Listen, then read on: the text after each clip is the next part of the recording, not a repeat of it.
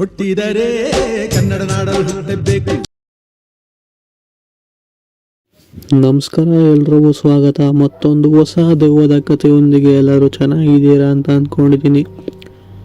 ಈ ಒಂದು ಕಥೆನ ಪೂರ್ತಿಯಾಗಿ ಕೇಳಿಸ್ಕೊಳ್ಳಿ, ಆಮೇಲೆ ನಿಮ್ಮ ಅನಿಸಿಕೆನ ಕಾಮೆಂಟ್ಸ್ ಮುಖಾಂತರ ತಿಳಿಸ್ಬೋದು. ಹಾಗೆ ಈ ಒಂದು ಕತೆ ಇಷ್ಟ ಆಗಿದ್ರೆ ವಿಡಿಯೋ ಒಂದು ಲೈಕ್ ಮಾಡ್ಕೊಳ್ಳಿ. ಹಾಗೆ ಇನ್ನೂ ಯಾರು ನಮ್ಮ ಯೂಟ್ಯೂಬ್ ಚಾನಲ್ನ ಸಬ್ಸ್ಕ್ರೈಬ್ ಆಗಿಲ್ವೋ ಈ ಕೂಡಲೇ ಸಬ್ಸ್ಕ್ರೈಬ್ ಮಾಡ್ಕೊಳ್ಳಿ. ಹಾಗೆ ನಿಮ್ಮ ಫ್ರೆಂಡ್ಸ್ ಜೊತೆ ಕೂಡ ಈ ಒಂದು ವಿಡಿಯೋನ ಶೇರ್ ಮಾಡಿ, ಅವ್ರ ಕೈಲೂ ಕೂಡ ಆದಷ್ಟು ಬೇಗ ಸಬ್ಸ್ಕ್ರೈಬ್ ಮಾಡಿಸಿ 500 ಸಬ್ಸ್ಕ್ರೈಬರ್ಸ್ನ ಕಂಪ್ಲೀಟ್ ಮಾಡೋಣ ಅಂತ ಹೇಳ್ತಾ ಈ ಒಂದು ಕಥೆನ ಹೇಳೋದಕ್ಕೆ ಶುರು ಮಾಡೋಣ.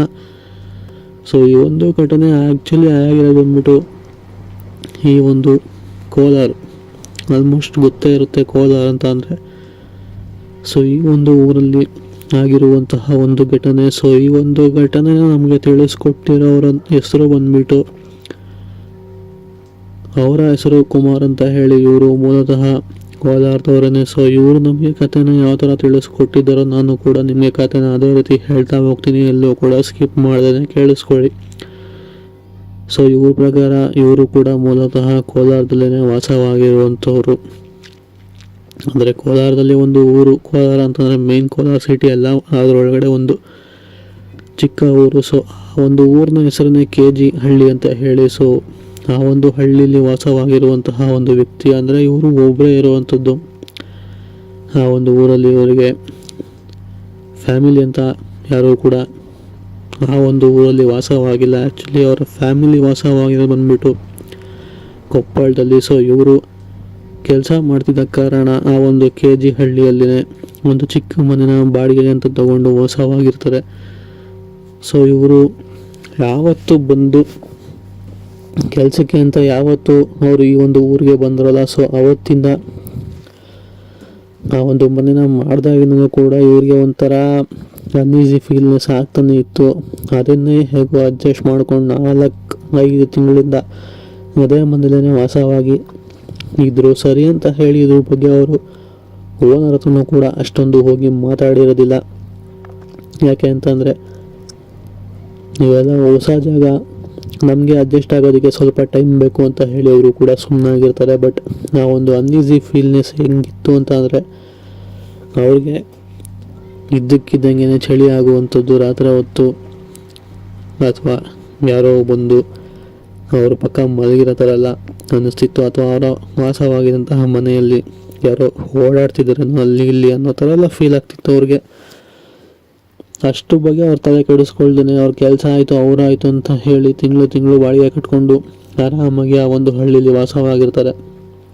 ಸರಿ, ಹೀಗೆ ಒಂದಿನ ಇದನ್ನು ಕಂಟಿನ್ಯೂ ಮಾಡೋಕ್ಕೆ ಬಿಟ್ಟರೆ ಸರಿ ಇರಲ್ಲ. ಇಷ್ಟು ದಿನ ಆಯಿತು, ಇನ್ನೂ ಕೂಡ ನಾನು ಇಲ್ಲಿಗೆ ಸೆಟ್ ಆಗಿಲ್ಲ ಅಂತಂದರೆ ಇದು ಹೆಂಗೆ ಅಂತ ಹೇಳಿ ಅವರು ಕೂಡ ಯೋಚನೆ ಮಾಡ್ತಾ ಕೆಲಸ ಮುಗಿಸ್ಕೊಂಡ್ಬಂದು ಮಲಗಿರ್ತಾರೆ. ಸೊ ಮಲಗಿರ್ತಾರೆ ಅಷ್ಟೇ, ಇನ್ನೂ ಕಣ್ಣನ್ನೇನು ಮುಚ್ಚಿರೋದಿಲ್ಲ. ಅದೇ ಸಮಯದಲ್ಲಿ ಅವ್ರ ಮುಂದೆ ಸಡನ್ನಾಗಿ ಯಾವುದೋ ಒಂದು ಶ್ಯಾಡೋ ಪಾಸ್ ಆಗೋ ಥರ ಕ್ಲಿಯರಾಗಿ ಅವ್ರಿಗೆ ಕಾಣಿಸುತ್ತೆ. ಆ ಕ್ಷಣಕ್ಕೆ ಅವರು ತುಂಬಾ ಗಾಬರಿ ಬೀಳ್ತಾರೆ. ಆಮೇಲೆ ಅವ್ರಿಗವರು ಸಮಾಧಾನ ಮಾಡ್ಕೊತಾರೆ, ಬಿಡು ಇದು ನನ್ನ ಭ್ರಮೆ ಇರ್ಬೋದು ಅಂತ ಹೇಳಿ ಸ್ವಲ್ಪ ಅದೇ ಒಂದು ಗಾಬರಿಲಿ ಕಣ್ಣನ್ನ ಮುಚ್ಕೊಂಡು ಮಲ್ಕೊತಾರೆ. ಸರಿ, ಅವರು ಪಕ್ಕನೇ ಯಾರೋ ಓಡಾಡ್ತಿರ್ತಾರೆ. ಅವ್ರಿಗೆ ಪುನಃ ಅನಿಸ್ತಾನೆ ಇರುತ್ತೆ, ನಿದ್ದೆಯಿಂದ ಎಚ್ಚರ ಕೂಡ ಆಗ್ತಿರುತ್ತೆ. ಸೊ ಅವರು ಕೂಡ ಎದ್ದು ಅಂಥದ್ದು ಏನಾಗ್ತಿದೆ ಅಂತ ಹೇಳಿ ಅವರು ಕೂಡ ತುಂಬಾ ಹುಡುಕ್ತಾರೆ ಮನೆ ಒಳಗಡೆ. ಬಟ್ ಅವ್ರಿಗೇನೂ ಕೂಡ ಕಾಣಿಸೋದಿಲ್ಲ. ಸರಿ ಅಂತ ಹೇಳಿ ಇದ್ದಕ್ಕಿದ್ದಂಗೆ ಆ ಒಂದು ಮನೆ ಮೇಲೆ ಯಾರೋ ಓಡಾಡ್ತಿರೋ ಥರ ಅವ್ರಿಗೆ ಅನಿಸುತ್ತೆ. ಸೊ ಇವರು ಕೂಡ ಆ ಒಂದು ಮನೆ ಬಿಟ್ಟು ಆಚೆ ಬಂದು ಮೇಲ್ಗಡೆ ನೋಡ್ತಾರೆ, ಬಟ್ ಯಾರೂ ಕೂಡ ಕಾಣಿಸೋದಿಲ್ಲ. ಸರಿ, ಇಲ್ಲೇನು ಇಲ್ವಲ್ಲ, ಯಾರೋ ಓಡಾಡ್ತಿರ್ತಾರಲ್ಲ, ಬಸ ಹೋಗುತ್ತೆ, ಏನೋ ಅನಿಸುತ್ತಿದೆಯಲ್ಲ ಅಂತ ಹೇಳಿ ಮನೆ ಬಾಗಿಲಿಗೆ ಇನ್ನೇನು ಎಂಟ್ರಿ ಆಗಬೇಕು ಅನ್ನುವಾಗ ಮತ್ತೊಮ್ಮೆ ಅದೇ ಒಂದು ಕಪ್ಪು ನೆರಳನ್ನ ಅವರು ಮತ್ತೆ ನೋಡ್ತಾರೆ.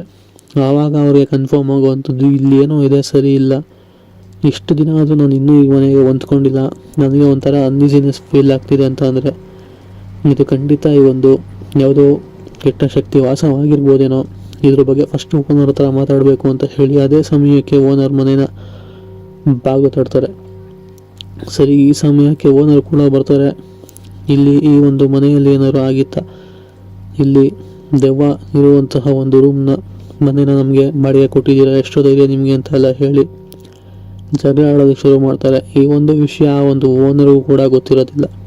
ಸರಿ ಅಂತ ಹೇಳಿ ಓನರು ಅವರಿಬ್ಬರು ಕೂಡ ಒಂದು ಮಾತಿಗೆ ಬಂದು ಬೆಳಗ್ಗೆ ಎದ್ದು ಒಬ್ಬರು ಪೂಜೆ ಮಾಡೋರನ್ನ ಕರ್ಕೊಂಬಂದು ಆ ಒಂದು ಮನೆಗೆ ಏನಾಗಿದೆ ಅಂತ ಹೇಳಿ ಪರಿಶೀಲನೆ ಮಾಡಿಸಿದಾಗ ಅವ್ರಿಗೆ ಗೊತ್ತಾಗುವಂಥದ್ದು ಆ ಒಂದು ಓನರ್ ಇರ್ತಾರಲ್ಲ, ಸೊ ಅವ್ರಿಗೆ ಆಪೋಸಿಟ್ ಆದಂತಹ ಅವರ ಫ್ಯಾಮಿಲಿಯಲ್ಲೇ ಒಬ್ಬರು ಆ ಒಂದು ಓನರ್ಗೆ ಆ ಒಂದು ಮನೆಗೆ ತುಂಬಾ ಕೆಟ್ಟದಾಗಬೇಕು ಅಂತ ಹೇಳಿ ಆ ಒಂದು ಮನೆ ಮೇಲೆ ಮಾಟ ಮಂತ್ರ ಮಾಡಿಸಿರ್ತಾರೆ, ಎಲ್ಲನೂ ಗೊತ್ತಾಗುತ್ತೆ. ಹಾಗೆ ಮೇಲ್ಗಡೆ ಇರುವಂತಹ ಮನೆ ನಾವು ಹೋಗಿ ಒಂದ್ಸಲಿ ನೀಟಾಗಿ ಮೇಲಿಂದ ಕೆಳಗೆ ನೋಡಿದಾಗ ಅವ್ರಿಗೆ ಅಲ್ಲಲ್ಲಿ ಕುಂಕುಮ ಚೆಲ್ಲಿರೋದಾಗಿರ್ಬೋದು, ಅಥವಾ ಒಂದು ಕಡೆ ಮಾತ್ರ ಅವ್ರಿಗೆ ಈ ನೀಟಾಗಿ ಧೂಳು ಇಳಿದಿರುವಂತಹ ಕೂದಲು ಕಾಣಿಸುವಂಥದ್ದು, ಹಾಗೆ ಹರಿದೋಗಿರೋ ಬಟ್ಟೆ ಕೂಡ ಸಿಗುವಂಥದ್ದು. ಇದನ್ನೆಲ್ಲ ನೋಡಿ ಕನ್ಫರ್ಮ್ ಆಗುತ್ತೆ ಇಲ್ಲಿ ಏನೋ ಆಗಿದೆ ಅಂತ ಹೇಳಿ. ಸರಿ ಅಂತ ಹೇಳಿ ಆ ಒಂದು ಮನೆಗೆ ಪೂಜೆ ಮಾಡಿಸಿ ನಂತರ ಎಲ್ಲನೂ ಕೂಡ ಶಾಂತಿ ಮಾಡಿಸ್ತಾರೆ. ಹಾಗೆ ಇನ್ನು ಮನೇಲಿರೋದು ಸರಿ ಇರಲ್ಲ, ಯಾರನ್ನೂ ಕೂಡ ಈ ಒಂದು ಮನೆಗೆ ಬರಕ್ಕೆ ಬಿಡಬೇಡಿ ಅಂತ ಹೇಳಿ ಆ ಒಂದು ರೂಮ್ನ ಲಾಕ್ ಮಾಡಿಬಿಡ್ತಾರೆ. ಇದಾಗಿತ್ತು ಕಥೆ. ಸಿಗೋಣ ಮತ್ತೊಂದು ಕಥೆಯೊಂದಿಗೆ. ಅಲ್ಲಿವರೆಗೂ take care, good bye friends.